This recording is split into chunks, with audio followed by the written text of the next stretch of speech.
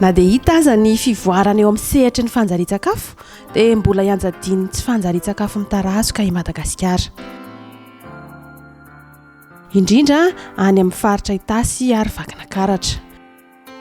No tanterahina ny 13 avrily 2024 tao amin'ny Carlton Nosy ny fanokafana tamin'ny fomba ofisialy ny dingan'ny fampandrosoana sy ny fanatanterahana ny ranony izay notron'ny solotenan'ny FAO eto Madagasikara, Comores, Maorisy ary Seychelles. Andriamatoa Mbolisakla Boliko sy ny tale jeneralin'ny fambolena sy ny fiompiana Andriamatoa Anondraka Michel.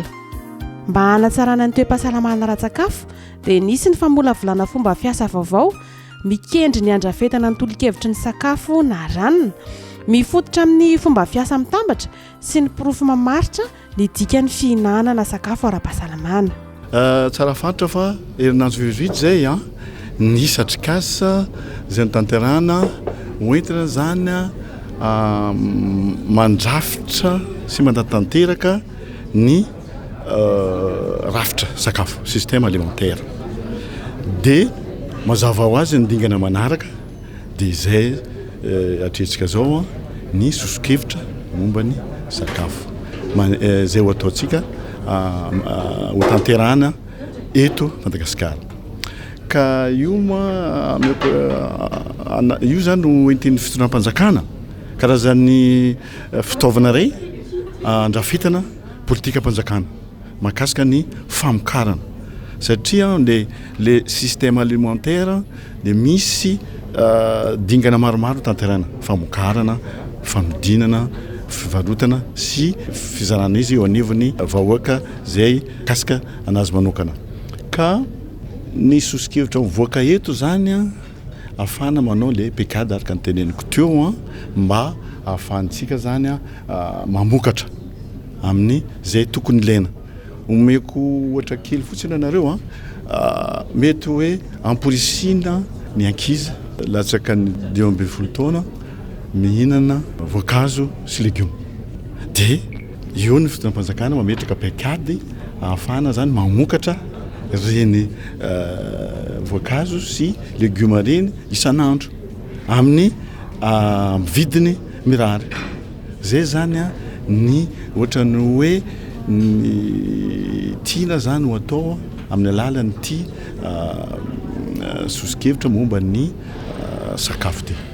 Ohatrohatran'izay zany raha tanjona ho tratrarina zany amin'izao atrikasa atrenao zao ivoan'ny le sosokevitra hoe rehefa zao tokony zao zany satria multisectoriel izy teo eo amin'ny fahasalamana, eo amin'ny fahebeazana, eo amin'ny resaka tontolo iainana koa zany ilaina daholo zany zavatra zany. 70 isanjato malagasy no misakafo mahavoky fa tsy manaraka ny fenitra. Antony iray lehibe miteraka ny tsy fanjarian-tsakafo ny tsy fahaizana mandanjalanja ny sakafo hohanina na ny sakafo tsy manaraka ny fenitra tokony ho izy. Sakafo manaraka ny fenitra izany hoe tsy misy microbe manjio, tsy misy an'ireny le ataontsika hoe akora mety hitarika tsy fahasalamana. Amin'izao fotoana izao tsika misy an'ilay hoe fahasalamana ho an'ny rehetra, izany hoe fahasalaman'ny environnement, fahasalaman'ny vokatra, fahasalaman'ny olona, izay rehetrarehetra izay no ilainy sakafo mba hampenaina tsy hitondra akora manimba ny fahasalamana. Sakafo miovaova izany hoe hitondra ireo singa sery ilaintsika, misy natao hoe ery fiarovana izany hoe ireo legioma sy voankazo hitondra ireo otrikaina, ireo singa mineraly hoentintsika mahasalama hiady amin'ny aretina, hiaro amin'ny tsy hahatongavany aretina. Eo koa ilay atao hoe ery fiasana izany hoe ireo sakafo mampatanjaka antsika, ny vary, ny mangahazo, vomanga, manan-karena be tsika fa indraindray adinontsika ireny vokatra ireny. Dia eo koa ny sakafo mitondra ny fanondrenana na protéine izany hoe mitola hoe tola briky manorina le rindrina dia ireo izany no manorina ny nofo ananantsika maro ny trondro, ny hena, ny atody. Efa lafolafo moa izy ireny dia izay ilay atao hoe recommandation alimentaire nationale hiatraika any amin'ny système alimentaire izany hoe ampifandraisina ny famokarana sy ny fihinanana mba hahatonga antsika hananana sakafo ara-pahasalamana miovaova mba hahatonga ny sinina hoe fanjarian-tsakafo. Tafiditra ao anatin'ny politika ankapobeny fanjakana ny tanjon'ny atrikasa satria miompana amin'ny loharano-karena mifototra amin'ny maha olona.